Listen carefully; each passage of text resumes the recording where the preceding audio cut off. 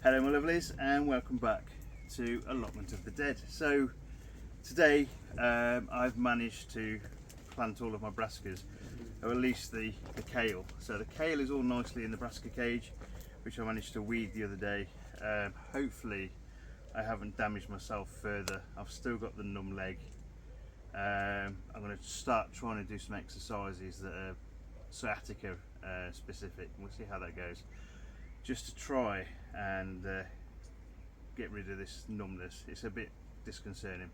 Anyway, so along with the brassicas I've planted, I've also planted a lot of my beans. I'm going to do a tour video very shortly now, show you around basically what I've done so far.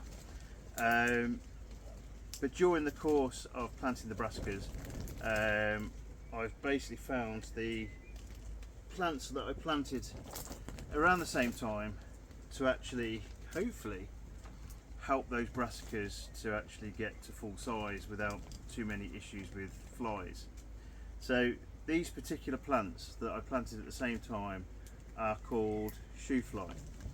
So Shoofly is, as the name says, really it's supposed to be a plant that you can put in the ground or in a pot that will hopefully keep the flies away from basically whatever you put near it. So hopefully those little white flies hopefully will disappear. Even though I've got a really fine net over that brassica cage, they always seem to find their way in. So this year I'm trying something different. So these Shoofly, or I think it's Phylosodes, Nicandra Phylosodes I think it's called, Latin name. I'll put it up on the screen. I've probably got it completely wrong. Again, this is another solanum plant. So when we've spoken in the past about solanum plants, we've talked about aubergines, tomatoes, tomatillos, potatoes, chilies. So all of those sort of plants are all solanum species, as is this one. So again, this one here, given the absolutely gorgeous name of apple of Peru, this one has a really pretty purple flower on it when it flowers. So hopefully we'll see that this season when I plant these. But I've got a few of these plants. They kind of get a variegated leaf on them. So some of them are more variegated than others, and I think possibly that might be a reaction to a little bit of stress, but we'll see how that goes. We'll put these in this pot and see what we can do.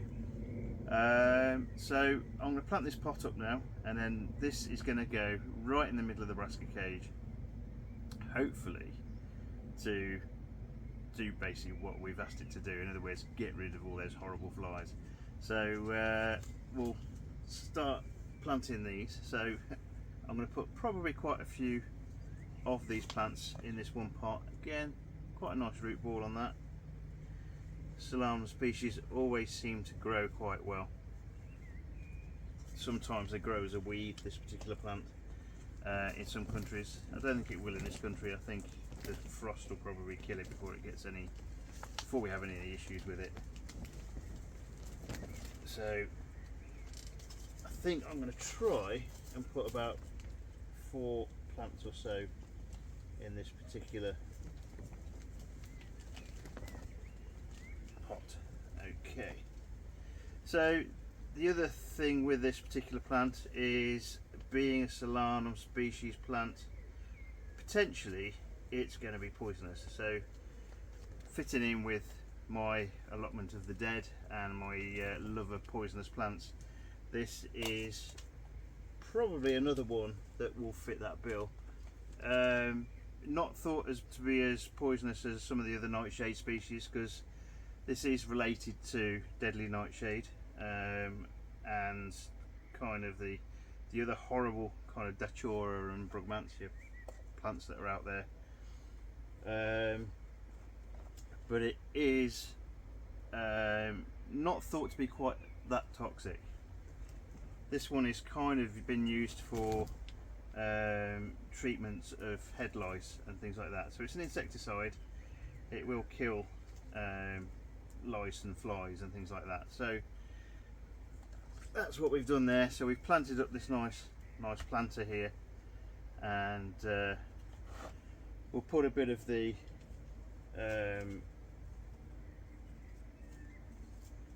structure around it, again help to keep that moisture in, and we'll see how this goes over the season. We'll keep returning to this in the brassica cage. Hopefully my brassicas will take off. I had left them quite a long time before I planted them, so they're a little bit stunted, a little bit weaker than I hoped they would be. I should have probably potted them on a lot sooner than I had. It's just time, unfortunately. Work and things like that have always kind of come first with some things, and in a lot of respects this year I think my chilies have probably come before everything else as well, so I'm getting there, but it's kind of slow and steady.